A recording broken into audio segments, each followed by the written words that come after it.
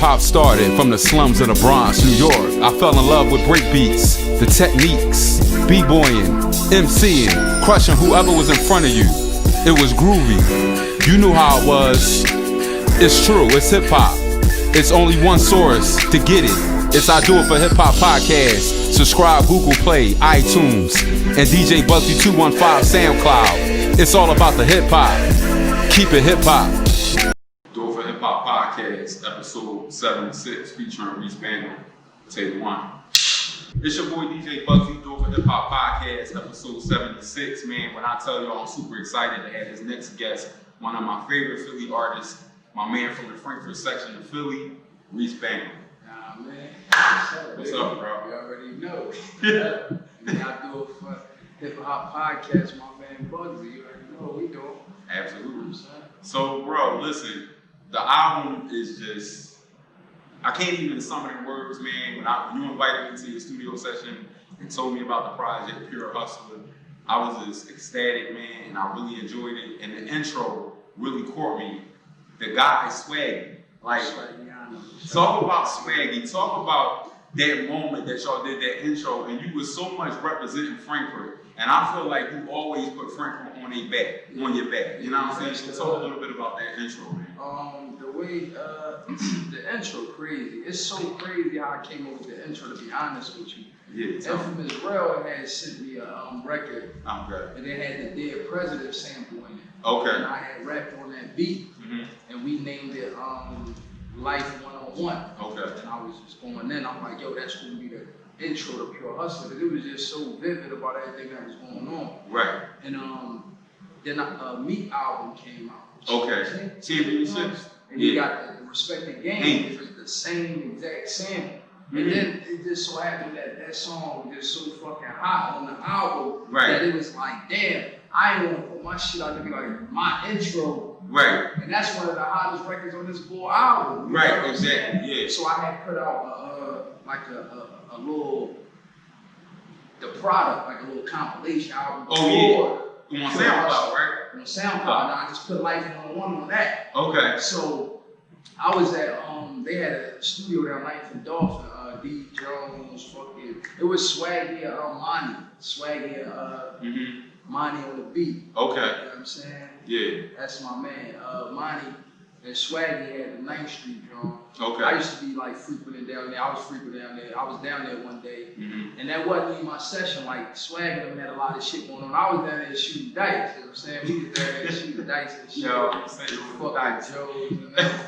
So I was shooting dice and nigga Swaggy was shooting too, but then a session came in, so he had to get back to work. Right. We like on the other side of the studio. It was like a nice side, you know? Yeah. So Swaggy like, yo, Bangem, I got a drum for you. Okay. Like when we was shooting dice, he was saying that. Yeah. So we shot the dice, whatever. So now I'm done, we done. I'm like, yo, where the beat you said you had for me in the middle of a session, but they ain't really, you know, they like about to start the session. I'm like, yo, Swag, can I hit a beat? Yeah. So he like, yeah, man, I got you. So he go and he play that shit, bro. But this the thing, he was like, he made the beat like this for Bangem, like this for Reese. I'm gonna make this beat for you. So when I came in the studio, like, yo, I made a beat for you. And I had already rapped on one of his beats. Like, I got a record with Chris that was his beat. Me and Swag had already kind of like build a relationship. Yeah, we was already cool. So he like, yo, I got a beat for you. Played that drum, but that was the first beat that he ever told me, like, yo, this for you. Okay. And that drum was crazy. Like, I had got like a couple of beats from him, but that beat he particularly made for me. Okay. It was Murder She Wrote. And I'm trying to take the fucking beat. I'm like, yo, let me get the drum. He's like, no, it ain't done. I gotta do this. I'm like, what the fuck else you gotta do to it? That drum was crazy. Right. But he did whatever he did, and he finally sent it to me. And then I was like, once I rapped on, I'm like,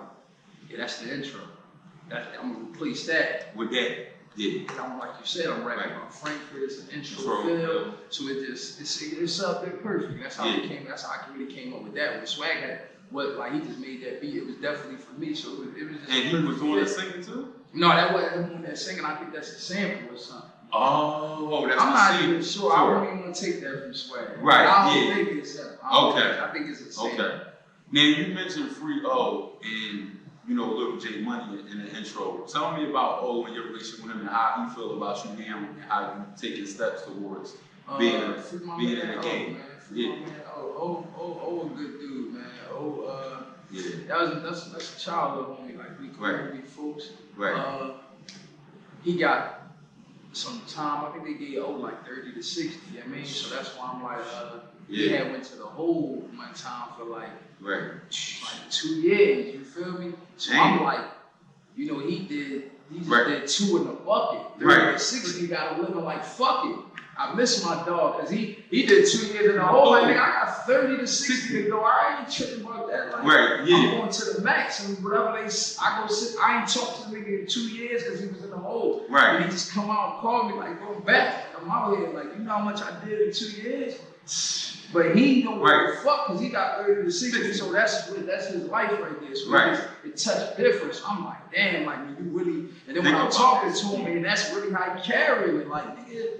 Bro, ain't nobody like, man, I don't give a fuck, nigga. I ain't coming home all the time soon. It is what it is. So that's where I got that from. Okay. And J Money, and me, RP to J Money, man. That was a young boy from over north. Okay. And me, shout out to the Lippercott Street boys. And free the nigga Shout Money, free my nigga Boo. Okay. What up, Lil? My nigga Lil, he out here running around getting to it. Yeah. You know what I mean? Trucking companies and shit like that. But that's like a bread chalk set of homies that I got. They ain't from Frankfort and nothing like that, but we got a lot of years there. Those my homies. And Lord J Money was like they pup. He was like one of they little young boys. He was like one of the youngest ones that used to be around him. And you know, I grew a relationship crazy with him. Okay. I used to pull up, holler at him. The dogs like whooping and whatnot there. I still get out, kick it with J Money, smoke, chill. Yeah. And we had a good relationship. Actually, like even somebody that came down to the studio, I got pictures with him just pulling up on me, listening to music, vibing like that was he was a good youngin'. And he was supposed to be at work. That's what was crazy. Like he was working at UPS. And that night he was supposed to be at work. I don't really know like what happened. The legitimacy of why he ain't make it to work, but the hours when he got shot, he was supposed to be on the clock. You know what I'm saying? So it was like that shit just was crazy. Right. And you know, he was sitting in his well on his block where he's from. You know, I don't really know exactly what happened or how it happened or even why it happened, but I just, you know, I got that call. Yeah. And it just like was fucked up. That was my young boy. He was a good young boy, man. Thorough young boy. So J Money, that's definitely lost that I seen took it from another group of homies, and I just be like, damn, it was fucked up because he definitely was a good young boy. So I mean, I'm always shout out J Money and rep J Money because that one just probably never gonna sit right. Yeah. Nigga was supposed to be at work, nigga was a thorough young boy, just that shit just, you know, just the price of being in the wrong place at the wrong time, you know what I mean? Absolutely. I mean, RP to J Money.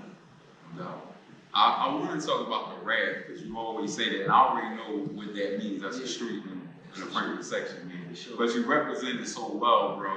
But I want you to tell me, like, because I feel like Frankfort is kind of like put on the back burner when it pertains to Philly hip hop. Yeah. It's not given its just due. Yeah. But I know you make sure every time you get on the mic and rocking and get on the stage, you always screaming the rap. So tell me about if people don't know about Frankfort or know about the rap, what is different compared to other sections like Southwest Philly, West Philly, X, Y, and Z? I'm gonna keep it all the way 100, man. I ain't even gonna sit here and say no crazy shit because to be honest, like some of the hoods you just named, like I ain't really even ever been on Southwest to tell you what's so different from Southwest like Frankfort. But what I do know is what go on down my way and my block, like it's just different, bro.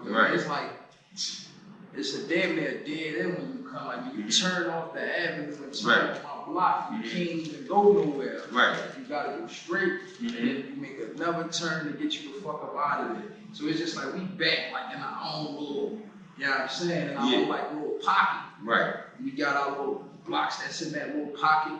And shit, you mean it's just like it's just the typical hood stories, man. Yeah. It ain't even like if you a trench baby, I don't even really think it's too much different from a Florida trench baby and a Philly trench, Frankfort trench baby. It's like, yo, it's the trenches, the shit that you see happening every day. Right. When you in the ghetto and you go into your corner stores. Right. I mean, that's why the shit that I rap about is just so vivid because the shit we went through. You see, I mean, the typical shit, niggas just falling for bodies and attempted murders and people is dying and you know it's traumatizing, bro. It's especially when you start getting older, you start having kids, and then you want to start saving them from the shit that you went through. So the difference down there is just it's real. It's just cutthroat, man. It's cutthroat down there. It's just it's real life.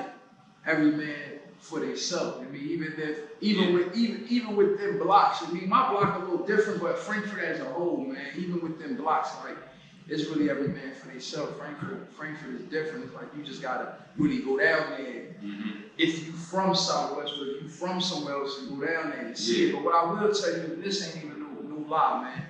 Anybody that I ever met that came from any other part of the city and came to Frankfort, they end up down Frankfort. That's just how it go. Like the niggas come from West Philly or whatever part of Philly, and they come to Frankfort and they down there and they got their little homies they hanging with down Frankfort. Somehow, some way, 4 or 5 years from that day, they down Frankfort. They really from West, they really from here, but they down Frankfort. So something gotta be different down there. The niggas all from my area down there. You know what I'm saying? Not too much on my life. Where I'm from, the Rad 1500, like that's they Frankfort babies. Niggas from down there been down there forever. You know what I'm saying? But it really get like that. When niggas come down Frankfort, man, they don't really leave. Niggas know, man, I ain't saying no lie. If you got your reasons why, but niggas know, man. You get down there, that shit different, man. That shit get a little different. Now, Rhyme Mode, man. I really like that song, bro. But it was a line on there that you said, I study the game, I'm a student. So I want you to tell me about you being a student at a rap game and why you feel like your lyrics have to be a certain way compared to other rappers and anybody. You feel like, because when you touch down on this pen and this ink, bro, you always paint pictures. It kind of reminds me of B.I.G., Nas, Jay. So talk about you learning the game and then implementing it in your own pen. You know what I'm saying? Watching them, like it's just. I mean, you could say a bunch of answers, but it's just inevitable. It's just like I mean, if you going out every day studying something, you eventually it's going. You mean? It's going to rub off for you. They say like if you hang around 5 million days, you be the 6. So it's just like that. Like if you, like I'm studying the game from like, I listen to all that shit, bro. I used to really listen to rap, listen to music, and that's what I came up on. So I understand lyrical, I understand painting pictures, telling stories, and things like that. And not to take away from nothing that they doing now. It's just, that's really not where I'm from. So I don't really know how to do it. But the little kids that's 11 and 12 right now trying to make music, and they 9 and they tapping into music, they probably gonna sound like what they hear. And those are the people that they gonna look up to, and that's how they gonna try to make music. And that's why I was gonna start to sound the same. I remember when it was like Philly was stereotyped, and our sound wasn't what it is today. But they used to say that we all rapped alike. Even back when Beans had the ball. They still say like all y'all Philly niggas sound the same. You know what I'm saying? And what do you say to that? I mean, to be honest with you, Ness might have said it the best back then. What he said Philly niggas sound all alike. You listen to all that stereotype, get it right. You feel me? We sound alike, but we sound like the nigga that's coming through your stereos. These are hottest niggas, bro. So you can say whatever you want about a Philly nigga, but what you gonna say is that they coming correct. They coming correct. You can take them anywhere on the planet, and they gonna smoke shit. And everybody knew that. So you could say that might be your excuse, and y'all sound alike. Yeah, you gonna kill me because he hot, and y'all all trying to sound like him, whatever. But y'all know niggas got it. Niggas definitely got it. Absolutely. Now, what I wanted to know from you, man, and we talked about this before we got on camera about being a brand. You did something different than you did on your previous projects. You decided to release it on your website and not put it on streaming platforms. So talk about that, because I think Nipsey talked about that in Victory Lap, if I'm not mistaken. He said integrated vertically. So I'm owning it from the way it come out, the way you consume it, and everything. Everything. So my thing with that is just about like you just said, man, just ownership and like tapping in with the fan base and just learning how to really make see, everybody think right now is like, yo, they trying to be they the best, or they trying to like, I'm the hottest, I'm the best, I'm trying to be the biggest or whatever. But my thing is, I'm trying to tap in with the people that think I'm the best. Right. So I don't have to be better than you. You know what I'm saying? Right. But my thing is, if Bugsy think I'm better than you, then I gotta figure out how to tap in with Bugsy because he thinks I'm better than people. Absolutely. So he's gonna. I'm co-signing. He co-signing. He's supporting me. Yep. He's gonna rock with me. So the reason why I say that. All right. Now if I put the music, which I did, I put the music on streaming platforms. You know what I'm saying? And you know, it helps. You know, you see views, you get to see certain things. But what it don't help you do is it'll tell you. I'm just use title. It might say, yo, you got 15,000 streams. Let's just say that 15,000 streams. Okay. Right? So now once I got these 15,000 streams, right? I really can't tap in with nobody who's streaming it. The people that's tapping in with y'all is Tidal. Right. So when I drop my new shit, you get a bang from Tidal. Right. But Tidal the one that say, you know what? I want Bugsy to know that Big Sean just dropped this shit, so I'm gonna hit Bugsy email. Okay. Right. You ain't getting that shit straight from Big Sean. Right. So I ain't on them niggas level. Yeah. So when they tell me I got 15,000 streams, what if 5,000 of those streams is from Jersey? Then that means I'm ready to go to Jersey and do a show. Right. Because I'm able to have 2,000 people come out. Exactly. But I don't know where the fuck they from because that's the information that Tidal got. Whoever running Tidal platform got that information. Because y'all put y'all emails in and send it over to Tidal, and now you got access to everybody's music. It just don't make sense for somebody to go on Tidal and then look for a million artists' music. Okay. You know what I'm saying? Yeah. Like, why are you going somewhere else to find me? Right, you come to my shit. So I made my website, and the thing about it is, you come to my website, and then what you gotta do, you wanna listen to Pure Hustle, you gotta drop that email. Smart. So now when you drop that email, now guess what? I got that email forever. Direct consumer. Like forever. Direct consumer. You know what I'm saying? So I might be like, you know what? You came to listen to music, but I got this shirt. Right. My music might not never go platinum. Right. But motherfuckers might be like, I like that Pure Hustle shirt. Right. And go on my website and buy that shit for $30. Right. And I can go get that shit sold 50,000 times because 5,000 people in Philly, 45,000 people in Jersey. I got some people over here in Atlanta. I got some people back here in Charlotte. But I know who these people is because they come to my site, they drop their email, and I got everything so I can tech right in with them. I can shoot my, yo, here go my merch, yo, here go my new album, yo, here go my new video, here go my new shit. Right. You know what I'm saying? So that's why I say, you know what? I've been doing that now. Let me take away. I built a lot of little fans and shit from the platforms, but let me make my own shit. And don't matter how big it get, I ain't even trying to be the biggest thing in the world, but at least I can tap in to the 4,000 or 5,000 motherfuckers that's fucking with me. Right. 5 or 10,000. If I got 10,000 motherfuckers and I can sell a hoodie to each of them for $30, that's 30,000 motherfucking dollars that I can make. Absolutely. If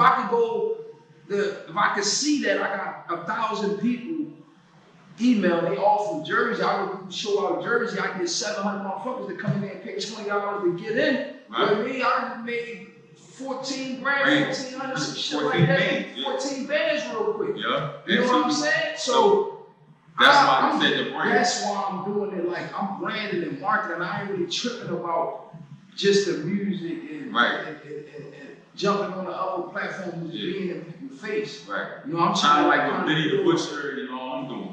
They care about branding. Yeah, I'm trying to do it with a purpose, with more of a purpose, and just kind of like, you know, betting on yourself. It's not easy. It ain't nothing that's easy to do. You definitely got to be in a certain position, right, to bet on yourself. You gotta have money to bet. Absolutely. You know what I mean? Just like the casino. Exactly. So I know why everybody ain't just doing it. Yeah. But I'm just trying to rock it out, stick it out, and I got great feedback, you know what I'm saying? So I'm just keeping it moving like that. So you did something that was different, because I don't recall really you making songs for the females or talking from, like you talking to a female. So Street Life kind of like stood out for me, like, damn, you know, you talking to the females, you know what I'm saying? Sometimes you gotta touch there too. So talk a little bit about that. Was that something personal, like in your real life, or that was just something you felt like I gotta get the female something too?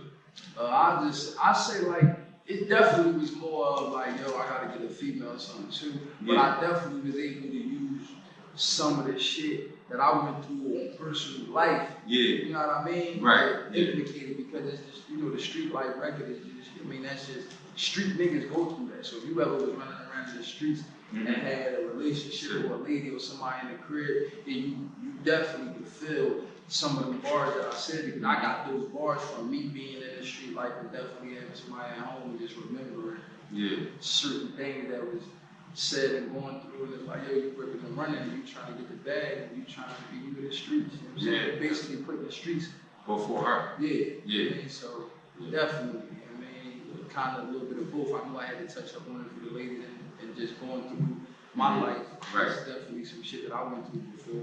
Are we gonna see in the future more of that? Yeah, absolutely. Because when I make music, I like to make a body of work. So that's just like when I drop the product, I put Life 101. I put a couple things on there, but then I put Wanna Dance on there with a premium song for the ladies. You know what I mean? Pure Hustler was really, it was really put together like a real body of work. So I had to touch up.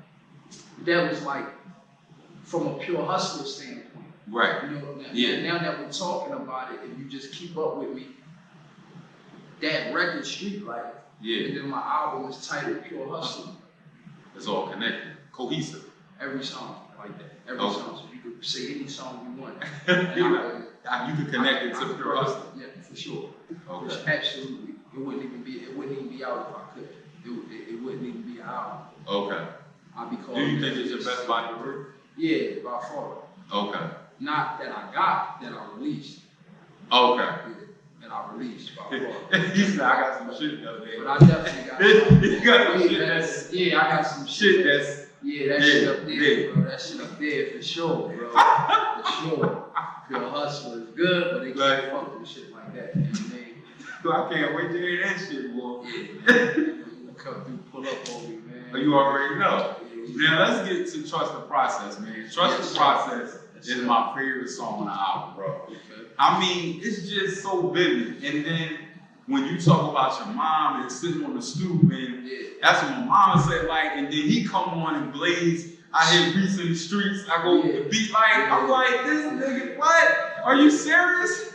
That went crazy. Shout out to Chris, man. Shout out to young fucking Chris. That fucking song, I had to just keep. When I first heard that shit, but after I left, I went straight to the car, like, look, trust the process, put that thing on, like, we ain't playing no games. Listen, I started getting calls because I'm trying to, to get the website right. They like, yo, trust the process, had a delay, the shit won't play. I'm like, yo, there's so many niggas just mashing that song, that shit trying to load. You know, I'm still a small fucking website. Ain't like I got my shit all the way, I gotta still get it together. But, you know what I mean? I love that record. The way that record happened.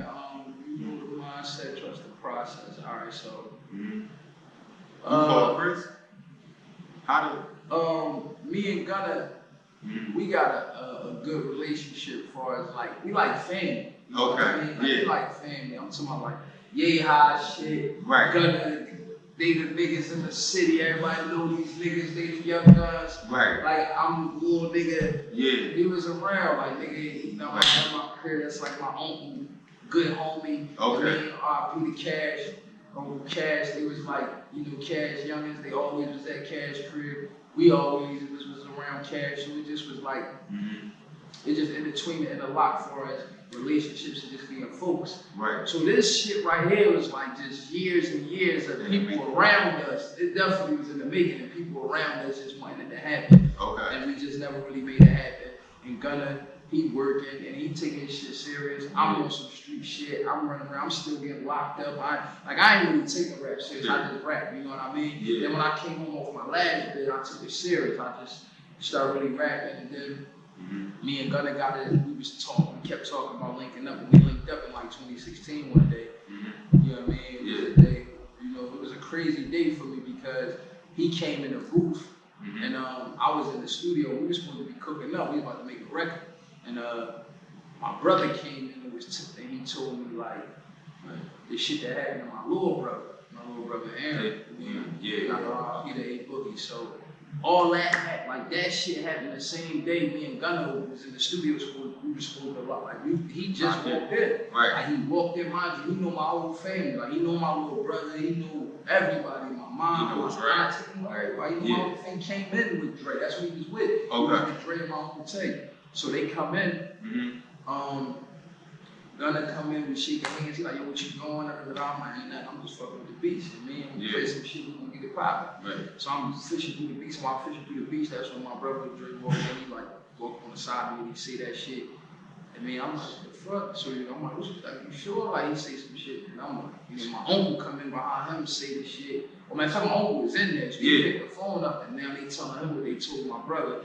Now he in there repeating it. So man, I'm like, what the fuck, man? I just remember looking back and I'm seeing Gunna and he looking at me like he can't believe the fuck he here. So I'm like, I just know the session super over. I pretty much just got there. So I was like, boom. So then, so much time had went by. I went to New York. I went to Quad Studios. I did when I did the hook, I knew I wanted Chris on there. I had the hook in mind, like, you know what the run said, I'm like, yo, I need Chris on here. I knew I could get him on there. He told me, I'm due for a record, so whatever that record was, I'm like, I'm gonna pick this joint.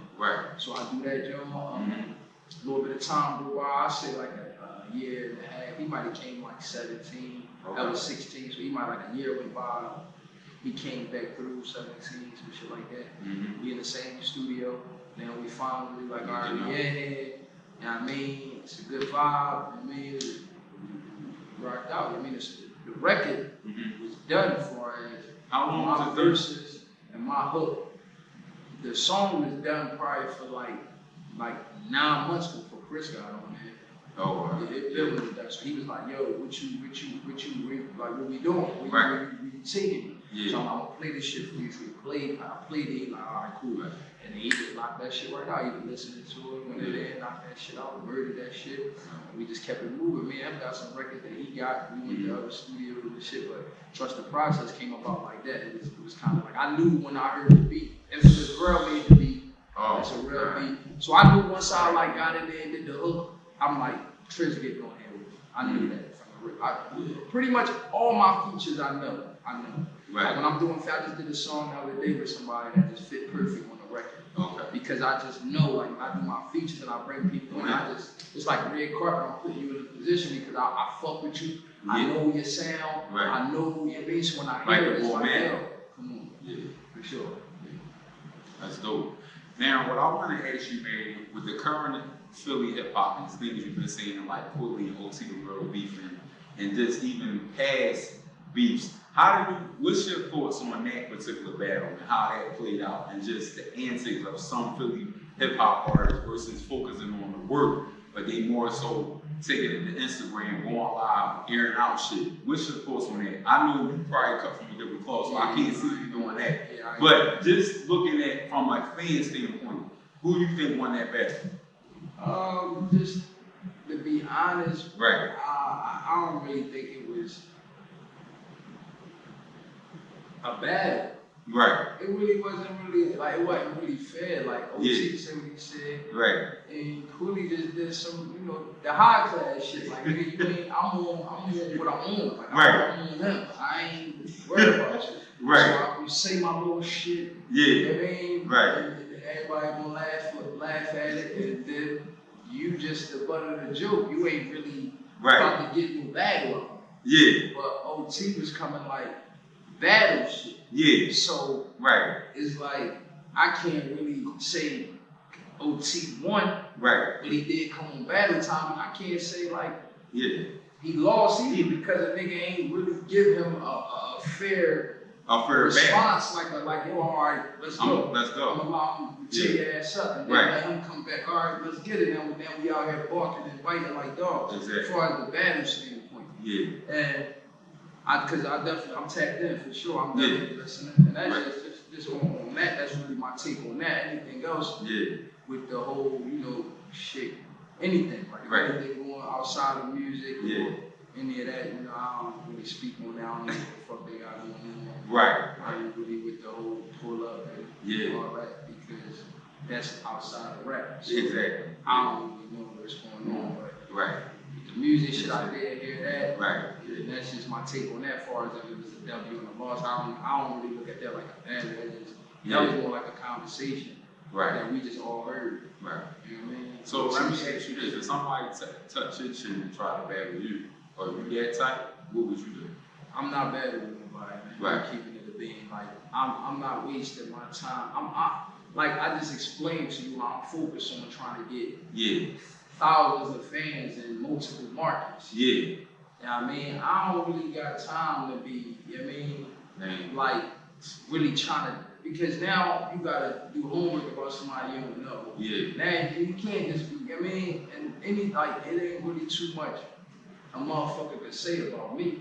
So you just fishing. If you fish me, you just like, yo, I think he nice or whatever he got going on, I'm on him. So he go at bang. Right. And whatever floats your boat, that's what you want to do, that's what you can do that. But I'm not really into the world of trying to create no type of beefs and all that because I got different type of people around me that might not understand rap. Right. You know what I mean? And a rapper might have people around him that might not understand rap. So me and him get to rapping, man, you got entourage motherfuckers taking shit somewhere that they don't have to go. And I'm just not like, I ain't coming to rap for that. If I wanted to do that, bro, I'd be down Frankfort on my block. If I wanted to beef and do all that type of shit. And I'm confident in myself enough to, whether you say I'm better than Quilly or better than any, I don't need nobody to tell me who I'm better than. Right. Like I know what it is with me. So my confidence right there is why I would never even entertain it, bro. Like I ain't entertaining nobody saying my name and no shit like that. Right. Now one thing that I will entertain, you gotta be a rapper that be with me. And that's why I don't be with rappers. Okay. The only rapper I ever battled was E-Matic. And the only reason why, because he around me enough to where if he say something, y'all might believe. Okay. So then I would have to say something back to clear the air, because if I don't, then y'all gonna be like, that shit he go Coombs say gotta be right. That's the only rapper that I be with enough that y'all, that if he diss me, that y'all can believe. Yeah. I don't even be with rappers. That's what I don't be with. Okay. So if you saying some shit, I know it ain't true. People should believe it because they don't even see you with me. Right. You know what I mean? The only way I would respond is I know it's damaging to my character. Right. Like, no, that nigga really used to be with Reese. Okay. So he diss him and he's saying that and he don't say nothing back. They gotta be what it is. I just know how the human brain thinks. So then you might get something out of me. If you really know me and we really be together and then you go ahead and say some slick shit, I might have to defend my name because, you know what I'm saying? With the fucking rules. Rap beef. Yeah, with the rap beef. I'm just saying, I ain't really on that. I don't really want to even, I don't even want to send that type of energy off. Right. You know what I mean? And then I'm not with fake beef. So I'm not with you dissing and then we see each other at a fucking Bugsy podcast and we like, yeah, what's up, bro? Like, no, if I go at you, I mean that shit. Right. Like, if I say something, I'm standing on what the fuck I'm saying. I mean what I said. Right. So that's why I know it's gonna come because it's a part of rap. Right. It's a competitive sport. And that's why I already got my reasons. Right. Of like, if I respond to a nigga, it's going to be somebody that you have seen me around, seen me with, and the only reason why I'm responding is because he got to be saying something that's like, yo, if I don't respond to that, that shit gonna make me look bad. Right. You know what I'm saying? Yeah. But even if he's saying some shit, you know what I'm saying? That's like, yo, nigga, you fucking, just some Jurassic Park shit. Right. That everybody know, like, nigga, that shit ain't violent.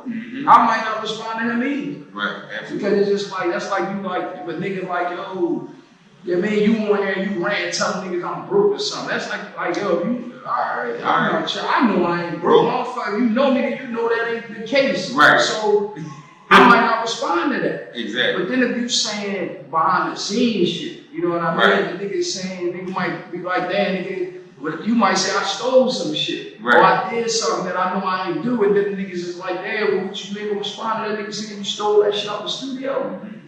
And I might not respond to that because even if I don't rap, I might take time in the interview and be like, man, that shit lying. He lying. Yeah. Ain't nigga lying. He just rapping. But that's why I don't really entertain that shit because I just feel like there's so much more that we can do together.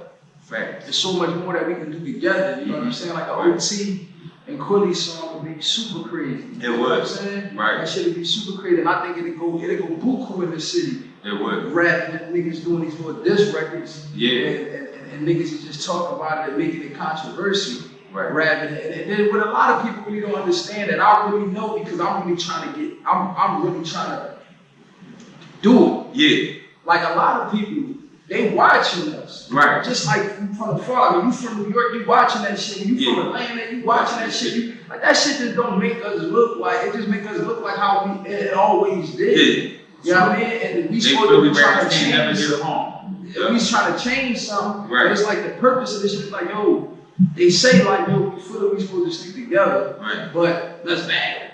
You know what I mean? It's like that shit really don't make sense because you know just how Philly niggas is. It could go somewhere bigger than that. Right. So why even try to spark a little tension where that shit you could just might say the wrong shit. And that's like a nigga saying, all right, yo, Reese, let's battle. And let's just say I do agree to that shit, Bugsy. Yeah. And I'm like, you know, all right, fuck it, then it ain't no people, we gonna battle. But then in his rap battle, he say, I'm gonna catch you shooting ball with your daughter. Come on, man, like now we not even rapping anymore. Like now because you changed the sport, bro. Right, yeah, exactly. And I put all this shit on the gram faithfully. Right. So it ain't nothing for a nigga to say that. Right. You know what I'm saying? Yeah. Like you won't be shooting hoops, I'll be shooting you and like some crazy shit that had me like, no, I'm not responding to that. Exactly. But when I see a nigga, I just hope he gonna stand on it. Right. Yeah. That's why I was like, no, we ain't play with it at all. Absolutely. And honestly, I'm gonna tell you one thing. If a nigga really wanna say, yo, let's battle, but let's keep it Philly and let's like, the proper way to do that to me is you get in the studio together, you get a beat, you get a hook, and let's both rap on here. Whoever got the hottest 16, that's who won. So you want to bet 5,000? You want to bet 2,000? You want to say who the hottest, or you just want to do it for the people? But we coming together though. Right. So we on the same record, we rapping about the same shit, and we both got 16 bars. And when we done, we gonna say, yo, who killed the OT or what? Who had the hottest hook? That's the better rapper. That's the better, but they together though. They on the same record. We gotta judge these niggas by their verses that's on the same song. One song that's gonna get the same streams that everybody, you get what I'm saying? Yeah, that's dope. So now, and then it's fair too. Because if I'm rapping on this beat, you rapping on that beat, you might get off on me because your flow a little bit better. But I'm rapping on this beat, or we comparing songs, but I make a song for the streets and then you making a song about coke and crack. Right. It's like I'm talking about jail and all that shit, you talking about opiates and shit like that. It's like, how we even gonna compare this shit? No, let's give them a song and say, yo, this record is about some street shit. This record is about a female. This record is about this. And then you know what you end up having 4 or 5 records that OT and Quilly on that's like a mini EP that they can fuck around and really put out and say, yo, now let's judge 5 songs and say who got the best verse on each record. That's the hottest record. Man, they better Reesebangem, man. Better listen to this, brother. And everybody still be together. Still be together, unity. Unity. That's really how you unity, but you still making it competitive. When you come in this studio and you looking over there and Quilly over there, and I know that we doing this record because everybody about to hear this shit and judge this shit. Exactly. We got to go home. Right. We ain't playing with this shit. Put that beat on, let's go. We in here, we go on, we keeping it competitive. But we still cool though. It ain't no beat. Everybody seen us together. We in one little session. Right. That'd be crazy, but I already knew. That's why I just did my own world, because I know I'm thinking I'm on some 2025 shit. Niggas don't dead though. Is the streets dead? Because when you look at the situation with Tekashi 6ix9ine and how this whole thing panned out, it never happened when I was doing it. Never. Right. Never. Right. not even on the biggest platform, bro. Right. Like Biggie and Pac and all them niggas, Hov with Nas and them, and that shit, when they had the ball, right. like ain't no nigga was gonna be rapping and then doing that type of shit. Yeah. Like, you know what I'm saying? Like, even when I do history with NWA and all them niggas was really running around, and you got Dog Pound and niggas out here, like, ain't nobody was just gonna deliberately do no shit like that. And then come back out and just be out here like, yo, like back then, man, like it would have been over for his whole career. He'd have been done. Like he'd have just been done. He'd have been done. Like you're not even saying that. So do you feel like the streets is dead? Yeah, it been the streets been definitely dead, man. Like it really ain't no like it's like this. Yeah, these young boys, they the streets is definitely lost. Right. You know what I mean? And to be honest with you, you know, it never was right. Right. It never was right. You know what I'm saying? It never was alive. Right. It's just super wicked now. Yeah. It's just super wicked now. But that shit never was dead. Like that was like the streets always was dead, man. Like we was just young. Yeah. And we was thinking that shit was alive. Okay. And then when we see what we see now, it's just super disgusting. Because they ain't even carrying it like we was carrying it when we was running around.